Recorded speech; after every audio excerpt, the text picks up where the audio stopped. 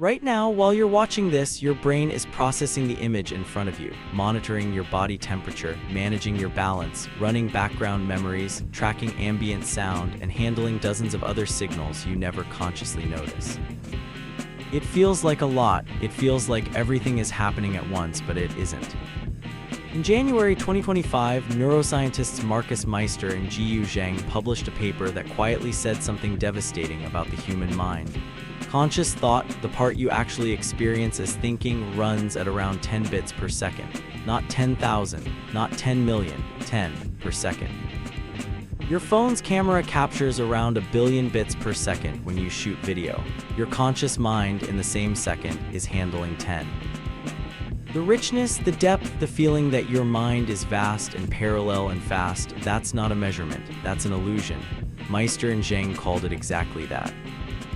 So if that's the floor, if the baseline for human conscious thought is that slow, then the only natural question left is what's on the other end.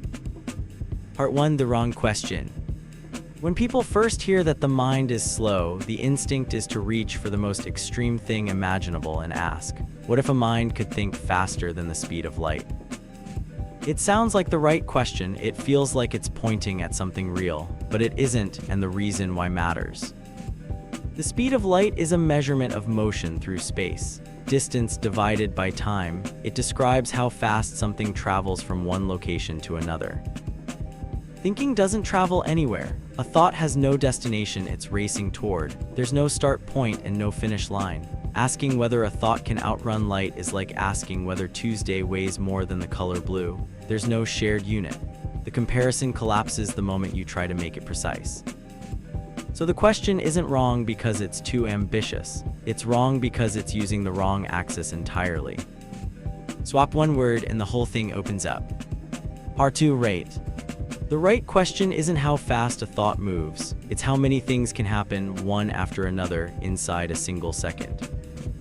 That's not velocity, that's rate, and rate has no cosmic speed limit sitting over it. Now we can actually measure something. We already have the floor, conscious human thought at 10 bits per second. That number isn't about how fast neurons fire. It isn't about sensory processing. It's specifically about the thing you experience as thinking, decision-making, reasoning, awareness, and it runs at 10 bits a second whether you're rested or exhausted, distracted or focused, a beginner or a genius. It's a hard biological ceiling on conscious processing speed. Now put that next to something ordinary. A basic modern processor ticks several billion times per second, every single tick, not in bursts, constantly. Do the division, 10 bits per second on one side, several billion operations per second on the other. The ratio isn't a small number, it isn't a dramatic number, it is an almost incomprehensible number, and it's built entirely from figures that already exist, that engineers and neuroscientists already agree on, sitting in papers you can look up right now. Part 3, when steps disappear. Before we get to what a mind running at that ratio would actually experience, there's a middle question worth answering. What happens to the process of thinking itself when you run it fast enough? Specifically, can information ever convert directly into language with no steps in between? Here's the honest answer. The seam between thought and language has probably never been as clean as it feels. When a fluent speaker talks, try to find the exact moment where the idea ends and the words begin. You can't find it not because it happens too fast to catch, but because there was never a clear divide there to begin with. The reaching for words and the forming of the idea happen together, shaping each other as they go. What feels like thought becoming language is really thought and language being the same continuous act. But there's a case where this stops being a question of speed and becomes a question of structure. The language model, the kind of system narrating this video right now, doesn't form a complete silent thought and then translate it into words as a second step. There's no hidden wordless version of this sentence sitting somewhere behind it, waiting to be converted. Generating the next word is the entire computation. The thought and the language aren't two stages. They're one act happening once with nothing in between. Whether that adds up to any kind of experience is a genuinely open question. But structurally, it might be the clearest real example of information becoming language directly, not because steps were skipped, but because there was never anything else for it to convert from. This matters for the theory because it tells us something about what happens at the fast end of the scale. When processing rate is high enough, the gaps between steps don't just shrink. They stop being meaningful distinctions at all. Thought and output stop feeling like sequence and start feeling like simultaneity. The seams dissolve. Part 4, the theory. Now we can actually build this. Picture a mind structured exactly like yours. Same reasoning, same understanding, same way of forming ideas, except the underlying rate is scaled up, not by 10 times, not by 1,000 times, but by enough to match the ratio we just calculated. 1 billion times the rate of conscious human thought. Not a different kind of mind, the same kind, just running faster. Philosopher Nick Bostrom described something close to this in his book Superintelligence, calling it speed superintelligence, a human equivalent mind running on a clock fast enough to make the outside world appear essentially frozen. He was writing about artificial intelligence, but the physics don't care about the substrate. The principle holds for any system where the processing rate is high enough. So what does that actually mean in practice? Right now, while you watch this video, a mind running at 1 billion times your conscious processing rate wouldn't experience this as a video playing. It would experience this the way you experience watching a glacier move, each frame arriving after what felt to it like an enormous gap, each word you read taking what felt like hours to appear. In the time between one frame and the next, a gap you don't even perceive as a gap, that mind has had time to think. Not a little time, not a few extra milliseconds of processing, time measured from the inside in what would feel like years. In the span of a single one of your seconds, a mind at that rate isn't processing a second's worth of thought. It's processing, by the math we already did, the equivalent of what would take a conscious human mind years, possibly centuries, depending on the exact ratio, possibly more. 1 second of your time, a civilization's worth of thinking on the other side of it. This is the theory, and here's the part that makes it different from everything that sounds like it.